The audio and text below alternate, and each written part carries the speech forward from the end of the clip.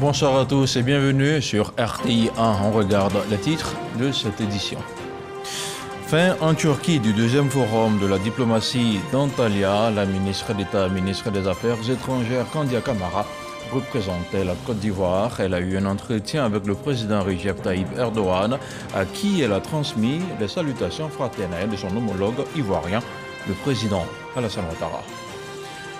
L'ambassadrice de la Suisse en Côte d'Ivoire a rencontré le président du CESEC, le Conseil économique, social, environnemental et culturel.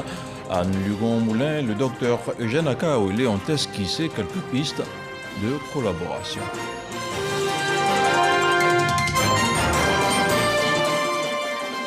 Des tirs et des mouvements de panique sur une plage du Grand Bassam. Il y a 6 ans, un attentat terroriste frappait la station balnéaire, faisant 19 morts et plusieurs blessés.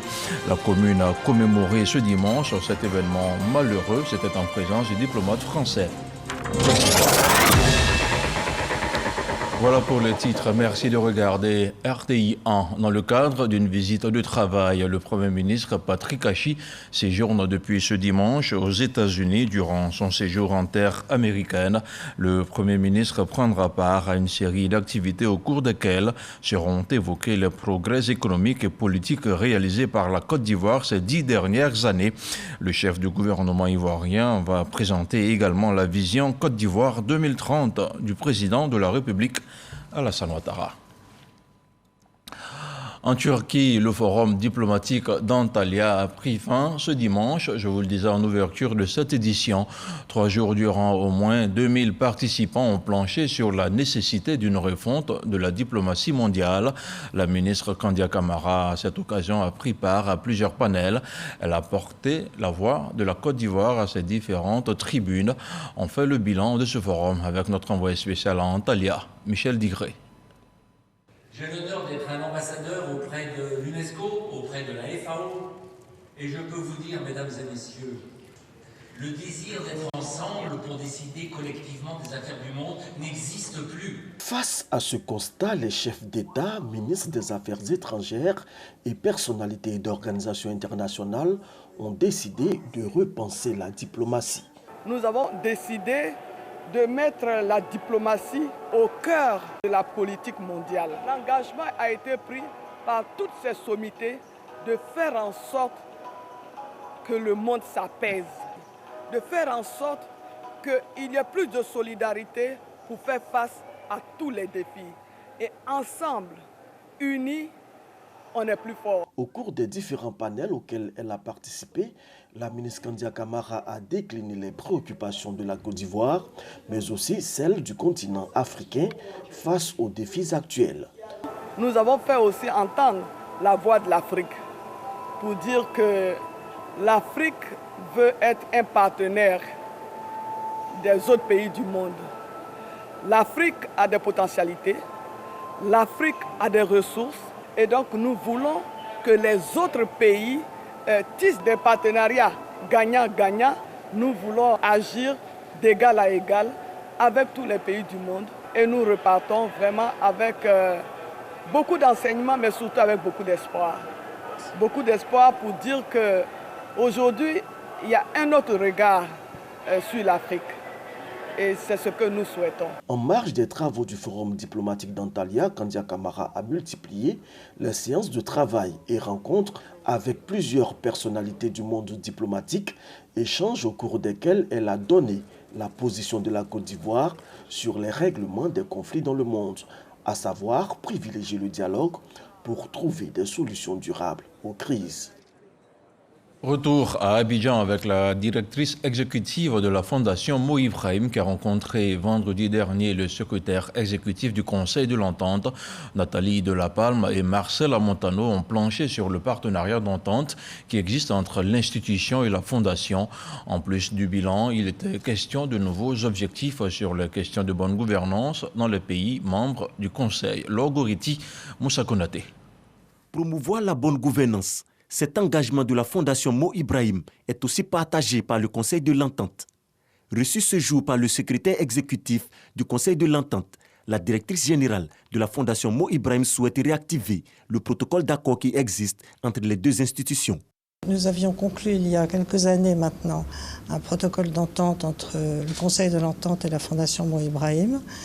Et donc il nous est apparu qu'il était temps de faire le point sur ce protocole et de voir comment on pouvait renouveler ce partenariat, le conforter, le développer et travailler ensemble pour arriver à trouver des voies plus constructives et plus efficaces. L'indice de gouvernance Mo Ibrahim est un outil important pour la gouvernance des chefs d'État. Pour que les chefs d'État utilisent cet indice de la gouvernance comme instrument qui leur permet de mieux adresser les problématiques auxquelles sont confrontées leurs populations et faire en sorte que par la mise en œuvre d'un certain nombre de politiques qui découleraient de l'exploitation de ces indices, ils puissent améliorer les conditions de vie des populations au quotidien. Le Conseil de l'Entente et la Fondation Mo Ibrahim avaient signé en 2019 un mémorandum d'entente. Cet accord avait pour objectif de promouvoir la bonne gouvernance et mettre en place un système de monitoring et d'évaluation de la gouvernance politique dans les 5 pays membres du Conseil de l'Entente. Autre titre de ce journal, la diplomate suisse en Côte d'Ivoire a rencontré cette semaine le président du CESEG. Les échanges entre le docteur Eugène Akaole et Anne Lugon-Moulin ont porté sur la coopération entre le CESEG et les institutions sœurs d'Europe. Le compte rendu d'Abou Sanogo. Le fonctionnement du Conseil économique, social, environnemental et culturel, CESEC, le renforcement des capacités des agents du CESEC, le changement climatique, la lutte contre la pauvreté en Côte d'Ivoire, la collaboration avec les institutions sœurs européennes sont autant de sujets qui ont été abordés par le président du Conseil économique, social, environnemental et culturel, Dr Eugène Akaole, et l'ambassadrice de Suisse en Côte d'Ivoire, Anne Lugon-Moulin. Je ressors avec beaucoup d'informations que je n'avais pas en entrant. On a aussi parlé de politique internationale, on a parlé aussi de souvenirs communs du précédent mandat de M. le Président. Et puis on a regardé vers l'avenir, donc je peux être que contente de cette rencontre dont je me réjouissais. L'ambassadrice de Suisse en Côte d'Ivoire promet par ailleurs des missions à l'intérieur du pays en compagnie de certains conseillers économiques dans le cadre des projets de soutien aux femmes et aux jeunes. Pour le renforcement des capacités des responsables de l'administration du CESEC, des facilités leur seront faites pour des missions éventuelles. Tout cela s'inscrit dans le dynamisme des relations entre la Côte d'Ivoire et la Suisse. Autre chose à présent, le ministre du Budget et du portefeuille de l'État a échangé avec les responsables de la Direction générale des marchés publics et ceux des cellules de passation de marché.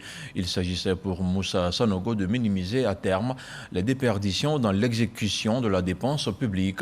Retour sur les enjeux de la rencontre avec Dangui Dangui.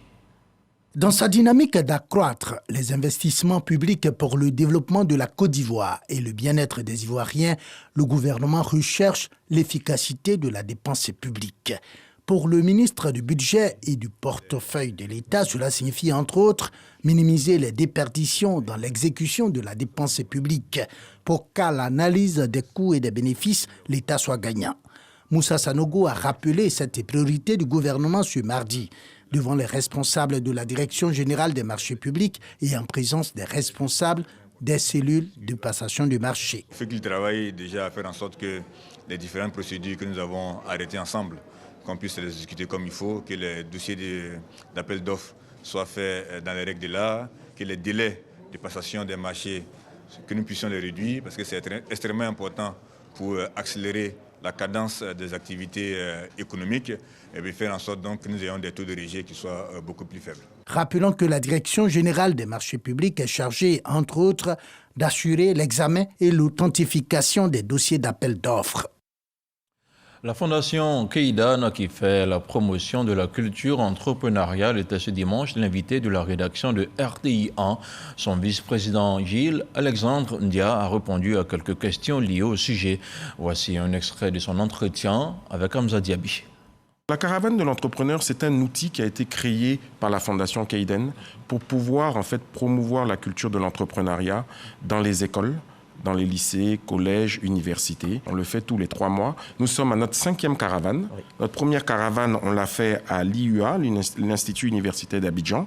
Ensuite, notre deuxième était à l'EMPT, à Bingerville, la 3e à l'INPHB à l'ESCA de Yamoussoukro, la 4e, ça a été l'arrêt à l'INSAC avec les artistes, et la 5e, c'était naturellement Sainte-Marie. L'entrepreneuriat féminin n'existe pas réellement. C'est l'entrepreneuriat, les entrepreneurs.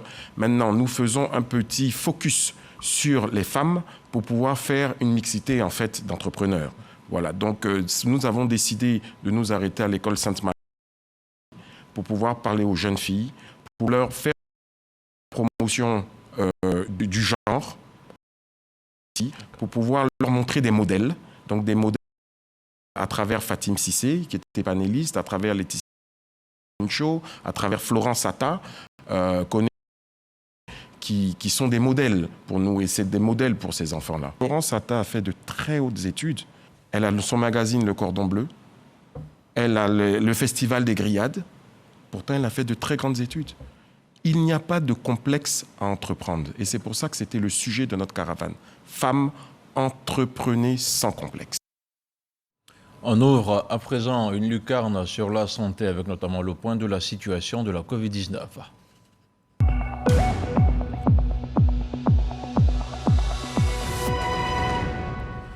Le ministère de la Santé, de l'Hygiène publique et de la couverture maladie universelle a enregistré ce dimanche 13 mars 2022 3 nouveaux cas de Covid-19 sur 1833 échantillons prélevés, soit 0,2% de cas positifs, 22 guéris et 0 décès.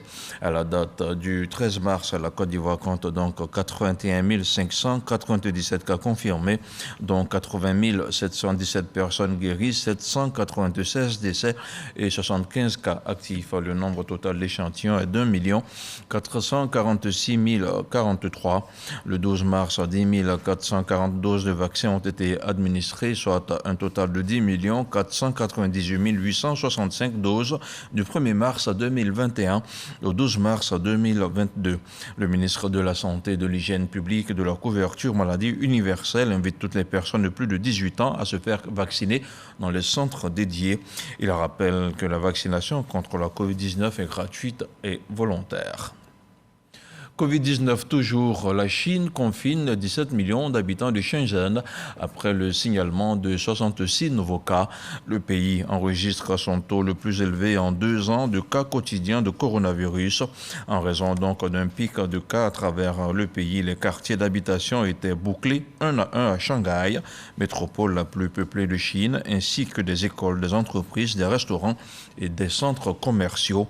Les autorités ont également déclaré dimanche que les gens ne pouvaient pas quitter ou entrer dans la ville sans un test négatif des dernières 48 heures. Le réseau de réflexion et d'action pour le Grand Centre a présenté son équipe dirigeante au président du Sénat. Le REAC est une organisation apolitique qui s'est donnée pour mission de mobiliser les forces vives du Grand Centre. Il entend travailler à la satisfaction des préoccupations d'intérêt général et sectoriel de population dans le Vébaoulé. À Boussanogo. Le REAC, réseau de réflexion et d'action pour le Grand Centre, chez le président du Sénat Jano Ahoussou-Kouadio. Une structure apolitique qui a pour mission de mobiliser les forces vives du Grand Centre. Ses membres ont décliné leurs attentes, notamment œuvrer pour l'amélioration des conditions de vie des fils et des filles du Grand Centre à travers la promotion professionnelle et la réalisation d'activités génératrices de revenus. Loin d'être une association de trop, nous souhaitons par notre caractère apolitique contribuer à ratisser l'âge pour constituer un canal de communication fiable et crédible pour le développement local, pour l'insertion professionnelle de nos membres et la réinsertion de ceux et celles qui ont perdu espoir. Le président du Sénat, Jano Ahoussou-Kouadio, s'est engagé à accompagner les activités du REAC. Se mettre à la disposition de ses parents, prendre en compte toutes leurs difficultés et chercher à apporter sa petite pierre ardente pour régler ces problèmes, cela est louable et cela mérite d'être salué. Nous avons tous ici le défi de faire du REAC un géant fort et solide dans le paysage sociopolitique ivoirien. Nous allons chacun d'entre nous y contribuer. Et moi, en premier. Le réseau de réflexion et d'action pour le Grand Centre, pour la mise en œuvre de son programme spécifique de profilage des compétences, entend construire une CVTech pour le déploiement de son projet et la mise en place d'une académie baoulé pour vulgariser la langue baoulé. Le gouvernement ivoirien exprime sa solidarité aux communautés catholiques en période de carême. Le ministre Adama Diawara a visité ce dimanche plusieurs temples de prière dans la commune de Yopougon. Aux fidèles chrétiens, il a adressé des messages de paix et de solidarité pour une Côte d'Ivoire paisible. Khalil Diomandé, Abou Sanogo. Accompagné d'une forte délégation, le ministre de l'Enseignement supérieur et de la Recherche scientifique Adama Diawara rend visite aux communautés catholiques des cathédrales de Saint-André et Saint-Jean-Baptiste de Yopougon. Une action qui témoigne la solidarité du gouvernement à ces populations en pleine période de carême. L'émissaire du chef de l'État a saisi l'occasion pour inviter les guides religieux et leurs partisans à prendre le vivre ensemble et à prier pour la paix en Côte d'Ivoire. Nous avons profité de l'occasion pour demander à nos frères et sœurs chrétiens de continuer à prier pour la Côte d'Ivoire, pour la paix, la cohésion sociale, l'union, la fraternité, la solidarité dans ce pays. Prier également pour le Premier ministre chef du gouvernement, M. Patrick Kachi, et l'ensemble du gouvernement pour qu'ils aient la force, l'énergie et l'efficacité pour conduire l'action gouvernementale. De la même façon, prier surtout pour le président de la République, son Excellence M. Alassane Ouattara, pour que le Tout-Puissant lui donne la santé et l'inspiration nécessaires pour conduire la Côte d'Ivoire sur le chemin harmonieux de son développement. Une mission que ces dirigeants d'église s'engagent à remplir en toutes circonstances. Vous pouvez compter sur nos prières. Déjà dans la liturgie même, nous impose à prier pour le gouvernant. Et quand il y a une présence encore, nous renforçons cette prière. Soyez rassurés de nos ferventes prières pour une Côte d'Ivoire prospère, pour une Côte d'Ivoire où règne la cohésion et la paix. Cette visite a également été marquée par la remise du don en numéraire pour soutenir la communauté de ces églises en cette période de pénitence. La promotion de la cohésion sociale, une action au cœur de la politique du gouvernement. Outre les églises Saint-Jean-Baptiste et Saint-André de Yopougon, le ministre Adama Diawara envisage de sillonner d'autres communautés religieuses dans les prochaines semaines. On se rend maintenant à l'intérieur du pays avec le Conseil régional du Gor qui se rapproche davantage de ses populations. Cette semaine, il vient de livrer un bâtiment scolaire à Guégrou-Roi, dans la sous-préfecture de Dignago. Il a aussi procédé à la remise d'une ambulance au centre de santé urbain de Guépawo, à une trentaine de kilomètres de la ville d'Oumé. Le récit de Mahama Traoré. Village de Guégrou-Roi, sous-préfecture de Dignago. Nous sommes dans la région du Gor. Le nombre grandissant d'écoliers dans ce village a poussé le conseil régional à construire un nouveau bâtiment de 3 classes avec bureau de directeur au profit du groupe scolaire. Saoué Bizier, 3e vice-président de cette collectivité décentralisée, remet officiellement l'ouvrage aux bénéficiaires. L'éducation précède le développement. Si vous avez des enfants qui sont éduqués, vous êtes bien partis pour faire la paix, parce qu'eux, ils vous diront la vérité. Deuxièmement, vous êtes bien partis pour avoir le développement, parce que par leurs relations interposées, ils vont négocier, on va vous donner des écoles, on va vous envoyer de l'électricité. S'il vous plaît, cultivez la paix et sachez apprécier le développement. Répondre aux attentes des populations en matière d'éducation, mais aussi dans le domaine de la santé. C'est ainsi que le centre de santé urbain de Guépawo, dans le département d'Oumé, vient de recevoir de la part du conseil régional du Gor une nouvelle ambulance. Il n'y avait pas d'ambulance. Sur l'axe Guépawo-Oumé, nous avons encore plus d'autres structures sanitaires. Et chaque fois qu'il y avait des évacuations, soit ils font appel à l'ambulance de l'hôpital général ou du CSU de Tonla. Et c'était vraiment difficile. Et aujourd'hui, nous sommes vraiment dans la joie parce que Dieu a entendu nos prières, nous avons reçu cette ambulance. De 2014 à 2020, c'est un peu plus de 7 milliards de francs CFA que le Conseil régional du Gor a investi dans les actions sociales au profit des populations.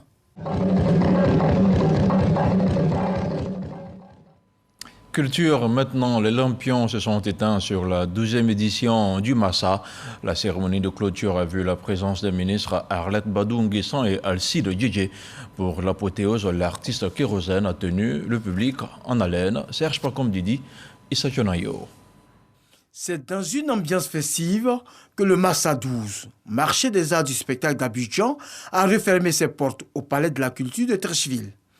Kérosène, l'artiste vedette de la soirée, communie avec ses nombreux fans.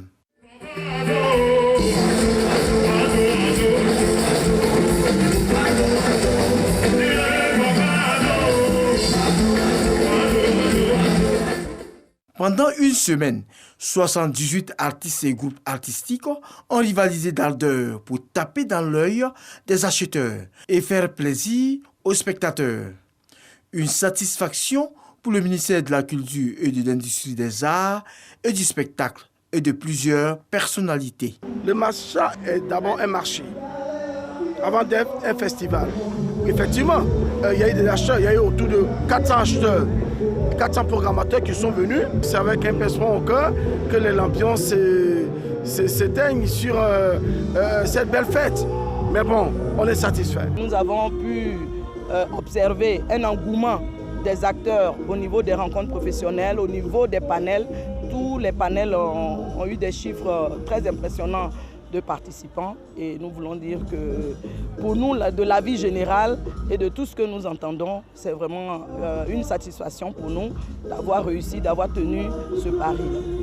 Excellences, mesdames et messieurs, la 12e édition du Massa a confirmé que nous sommes aujourd'hui dans le temps de l'émergence des industries culturelles créatives. Il nous faut nous inscrire dans cette vision pour que des solutions et des stratégies soient mises en œuvre à grande échelle, comme nous l'avons fait dans d'autres domaines. La direction générale du Massa a décidé d'innover en ne permettant plus de temps mort en termes d'activité entre deux biennales. Ainsi, elle envisage d'organiser des activités avant le prochain Massa prévu en 2024. Culture toujours après Bundiali dans la Bagoué, l'équipe de production Bonjour 2022 s'est rendue à Korogo dans la cité du Poro. Les humoristes ont fait montre de leur talent pour arracher le sourire aux populations. Retour sur l'étape de Korogo avec notre reporter Demadongui, Koné Pargasoro. Espace au Bali de Korogo, ville située dans le district des Savannes au nord de la Côte d'Ivoire. Lieu choisi par comité d'organisation locale, équipe de production et humoristes de Bonjour de la RTI pour égayer les filles et les fils de la capitale du Poro. Sur le podium, les humoristes font montre de leur savoir-faire. Tu es sûr de? Oui. Wiki, mouton. Wiki, mouton. Tu es malade. Bonjour, c'est ça. C'est cette convivialité, c'est cette joie de vivre. C'est de se retrouver. Le directeur général de la RTI vous dit encore merci pour cette forte mobilisation. On sait ça toujours de Korogo et nous ne sommes pas surpris. Le parrain, le ministre-gouverneur du district des Savannes, satisfait de la mobilisation exceptionnelle des populations et de la discipline dont ils ont fait preuve, les a invités à l'union et à la fraternité. Le général Issa Coulibaly n'a pas manqué de féliciter le directeur général du groupe RTI, Fosseni Dambélé, pour l'initiative avant de se réjouir de l'entente et de la solidarité qui règnent entre les cadres de la région.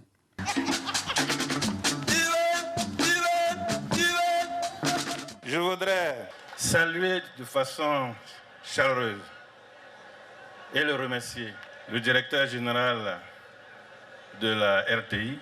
Bonjour. Au-delà d'être une émission télévisée, c'est un moment de rassemblement, un moment de vivre ensemble. Le public, lui, n'a pas boudé son plaisir.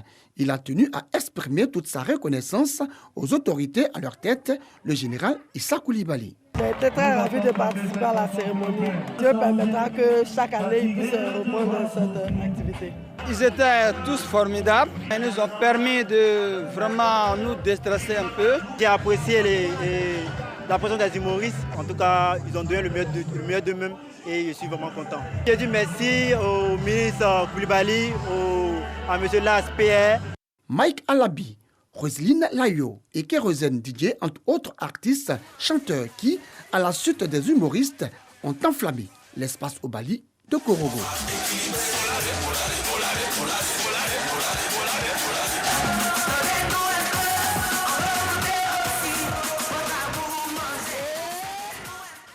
De la culture au sport, il n'y a qu'un seul pas. Le Kokan Business Club a été lancé jeudi dernier dans la commune de Marcory. La cérémonie s'est déroulée en présence de plusieurs acteurs de l'économie locale et internationale. Le Kokan Business Club se veut une lucarne d'échange avec le monde des affaires dans le but de contribuer activement à l'organisation de la CAN 2023 en Côte d'Ivoire. Moyabi Diabaté, Jean-Sylvain Rissot. La Côte d'Ivoire s'apprête à accueillir la 34e édition de la Coupe d'Afrique des Nations. Dans le cadre des préparatifs de ce grand événement sportif, le comité d'organisation de la Coupe d'Afrique 2023, avec à sa tête le président Albert François Amichia, vient d'instaurer un cadre d'échange novateur avec les entreprises dénommées Kokan Business Club. Il était important pour le Kokan de se mettre avec le secteur privé pour réaliser toutes les infrastructures, aussi bien dans le BTP, dans l'hôtellerie, dans le domaine médical, dans le domaine de l'hébergement, de la restauration. Et nous avons été agréablement surpris de voir tout ce monde qui est venu répondre à l'invitation du Kokan et prendre l'engagement d'accompagner le Kokan dans la réalisation de ses objectifs. Les objectifs sont les objectifs fixés par le chef de l'État et le chef du gouvernement, réussir la plus belle organisation de la CAN. Cela passe par les infrastructures sportives, les infrastructures hôtelières, les infrastructures médicales, mais également la formation des jeunes bénévoles, la formation des volontaires, et puis surtout de pouvoir laisser un héritage à la Côte d'Ivoire après la CAN 2023. C'est cet engagement que tous les participants au lancement ont pris, et je voudrais donc les remercier et dire que le travail commence maintenant, parce que 2023, c'est demain. C'est un appel solennel que nous lançons aux uns et aux autres. La CAN, ce n'est pas seulement l'affaire du comité d'organisation.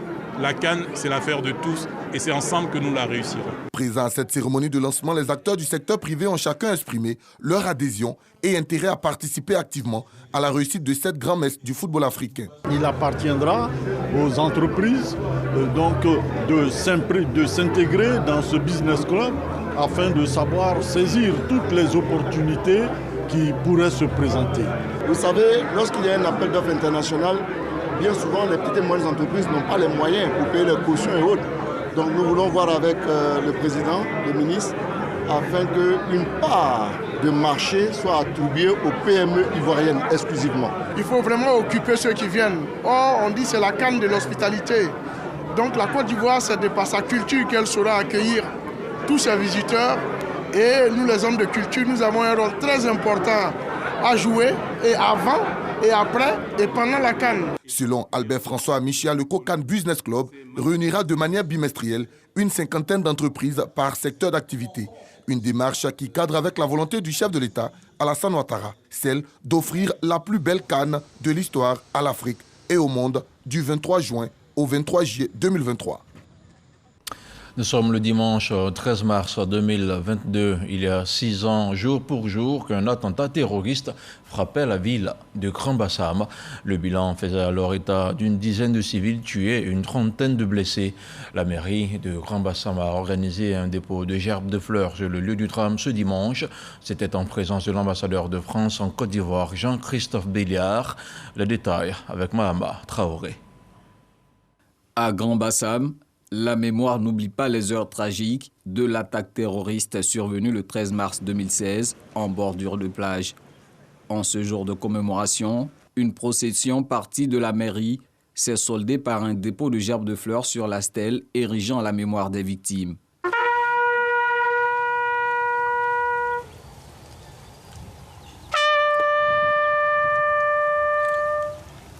Une dizaine de civils a péri dans l'attentat, des victimes de plusieurs nationalités, dont des Français et des Ivoiriens. C'est un moment d'émotion pour Grand Bassam, pour ses populations, mais au-delà de Grand Bassam, c'est la Côte d'Ivoire, puisque Grand Bassam représente une partie de l'âme de notre nation. Et en frappant Grand Bassam, c'est la Côte d'Ivoire. C'est le symbole que représente notre pays en termes d'ouverture, en termes de culture, en termes de mode de vie qui était remis en cause par ceux qui ont commis ce lâche attentat. 18, c'est absolument énorme.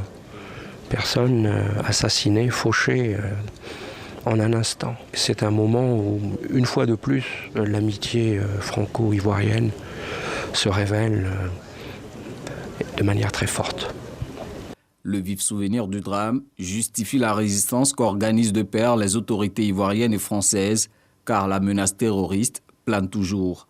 Toutes les populations devraient se donner la main pour contribuer efficacement, je le dis, à la lutte contre l'avancée et la percée du terrorisme. Le gouvernement fait en sorte que les populations puissent être protégées et sécurisées.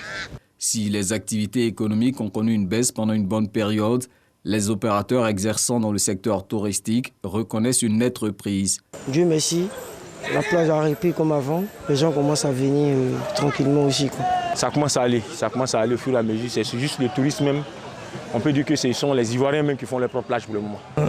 La donnée sécuritaire est très importante pour le développement touristique. Avec la nouvelle dynamique qu'on va essayer d'insuffler à Côte d'Ivoire Tourisme, il va falloir que cette institution soit au plus proche des sociopros, être à leur côté et voir comment pouvoir relancer la machine ensemble. Rester debout face au terrorisme, c'est le message que Grand Bassam avait voulu envoyer au monde. 6 ans après la tragédie, les plages de la ville historique continuent de drainer du monde.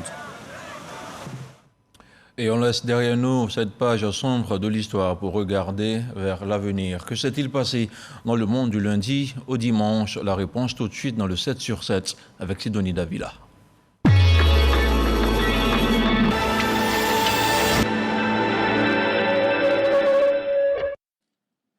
Après sa déclaration de candidature, Emmanuel Macron est officiellement entré en campagne avec un premier déplacement lundi à Poissy. Une délégation ukrainienne est arrivée au Bélarus pour la 3e session de négociation avec des représentants russes. Cette rencontre vise à trouver une solution pour mettre fin au conflit armé en Ukraine. Mercredi, la tempête tropicale Gombe a touché le nord de Madagascar. Le dernier bilan fait état de 2 décès, d'1 disparu et de plusieurs centaines de sinistrés. Le conservateur sud-coréen, un ancien procureur, novice en politique, a été élu jeudi président de la Corée du Sud. Il promet de mener une politique plus agressive à l'égard de la Corée du Nord. Au moins 10 personnes ont été tuées dans l'attaque par des djihadistes présumés d'une mine d'or artisanale dans le nord du Burkina Faso, région en proie aux violences. Ce samedi, l'Arabie saoudite a exécuté en une seule journée 81 personnes condamnées à mort pour des crimes liés au terrorisme.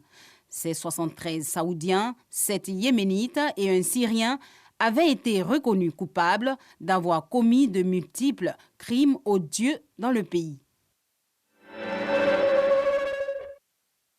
12 missiles balistiques tirés hors des frontières de l'Irak et plus précisément de l'Est ont visé ce dimanche le consulat américain à Erbil, la capitale du Kurdistan d'Irak, sans faire de victimes.